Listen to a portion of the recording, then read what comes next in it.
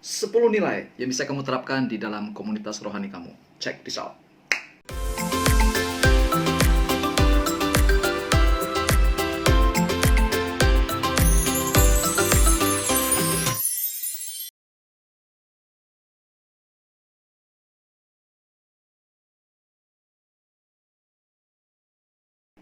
Halo teman-teman, ketemu lagi dengan saya di Coffee and Bible Devotion. Nah teman-teman, hari ini saya akan share 10 nilai yang bisa kita terapkan di dalam komunitas rohani atau komunitas sel kita, atau biasanya di kalangan umum disebut dengan komsel. Mari kita mulai. Yang pertama, itu adalah nilai Love the Lord your God. Kasihilah Tuhan Allahmu. Nah ini tentunya menjadi nilai yang terutama dan menjadi landasan di antara semua nilai yang ada. Nah, ayatnya ada di Matius pasal 22 ayat 36 sampai 38. Nanti teman-teman bisa baca. Nah, jadi poin di sini adalah komunitas rohani adalah tempat untuk membawa setiap pribadi mengenal Kristus, lebih dekat dan bertumbuh pengenalannya di dalam Tuhan. Semakin lama seseorang itu tertanam di komunitas rohani kita, mereka akan menjadi orang-orang yang semakin bertumbuh di dalam Tuhan, semakin mencintai Tuhan, semakin mengasihi Tuhan. Dua hal juga yang perlu ada di dalam value pertama ini adalah salvation, keselamatan, dan deliverance, ada kelepasan.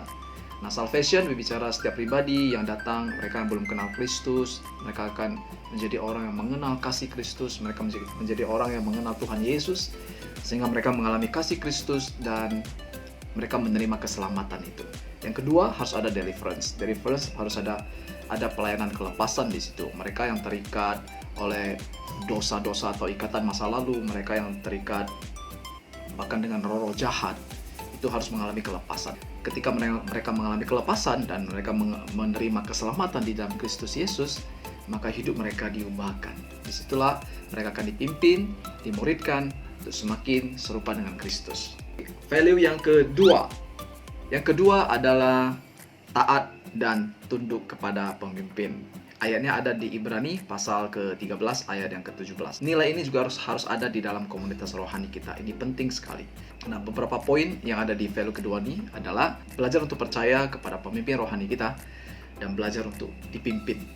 Kemudian apa? Kemudian menjadi seorang zero starter. Menjadi seorang yang memulai dari nol.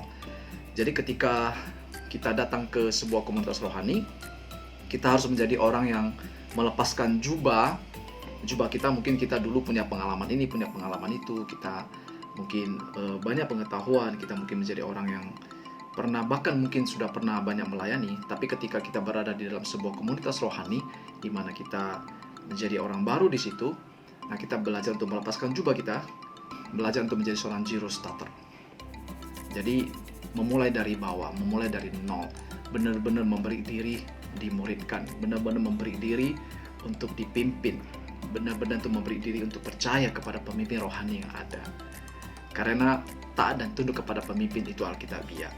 Kemudian kita juga harus pahami bahwasanya pengurapan itu turun dari atas ke bawah. Pengurapan dalam gereja kita, pengurapan di dalam komunitas rohani kita itu dari atas ke bawah. Sehingga apa? Sehingga kalau kita berada di dalam sebuah penggembalaan, maka ketika urapan itu diberikan, berkat dan urapan itu juga akan sampai ke kita. Nah, di sini diperlukan sebuah kerendahan hati, sebuah sikap yang dewasa. Banyak orang mungkin di area ini sangat sulit, karena mungkin mereka merasa mereka lebih tahu, mereka lebih paham, mereka lebih pengalaman. Nah, kita harus memiliki sebuah kesadaran bahwasanya kita datang ke sebuah komunitas rohani untuk apa? Kalau hanya untuk mau datang dan melihat-lihat, kemudian mengajak orang berdebat, lebih bagus di rumah atau buat komunitas sendiri. Kalau kita datang karena kita mau belajar, karena kita mau memberi diri untuk dimuridkan, maka kita harus datang dengan sebuah kerendahan hati. Kadang-kadang banyak dari kita yang langsung pertama kali datang, kita mau langsung direspect. No, that's not the way. You must be humble first, then you earn respect. Nah, taat dan tunduk pada pemimpin juga di sini kita berbicara bagaimana visi dan misi gereja juga menjadi bagian dari hidup kita. Apa yang menjadi visi dan misi dari gereja kita, di mana kita tertanam, itu adalah juga visi dan misi yang harus kita ambil dan kita kita emban bersama-sama. Kita harus punya satu nilai. Value yang ketiga, unity, stay connected. Ayat firman Tuhan ada di Kisah Para Rasul pasal 4 ayat yang ke-32. One family. Jadi komunitas rohani kita harus menjadi sebuah home, harus menjadi sebuah rumah rohani bagi setiap pribadi yang tertanam di dalamnya. Jadi sehingga orang datang itu benar-benar karena mereka seperti pulang ke rumah. Mereka tuh rindu datang ke komunitas rohani, mereka rindu tuh berkumpul kembali. Jadi di sini yang penting adalah apa? Brotherhood and sisterhood. Jadi ada kasih persaudaraan. Yang kedua apa? Strongly connected. Jadi hubungan pribadi satu dengan yang lainnya itu harus dibangun dengan begitu kuat sehingga apa? Benar-benar terkonek satu dengan yang lainnya. Tidak ada yang tidak saling kenal.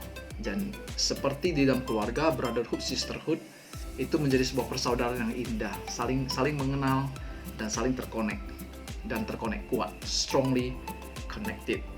Terus yang menjadi poin di sini juga adalah apa? Tidak ada skandal uang di dalam komunitas rohani. Ini penting sekali teman-teman. Kenapa? Karena banyak sekali komunitas rohani karena permasalahan uang dan itu merusak banyak hubungan.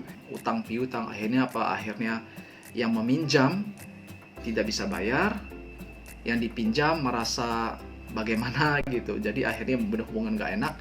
Yang meminjam akhirnya juga merasa nggak nyaman, akhirnya nggak datang lagi ke komunitas rohani, pelan-pelan mundur, akhirnya menghilang, hubungan jadi nggak baik. So, I tell you, jangan ada skandal keuangan di sini. Perhatikan masalah keuangan.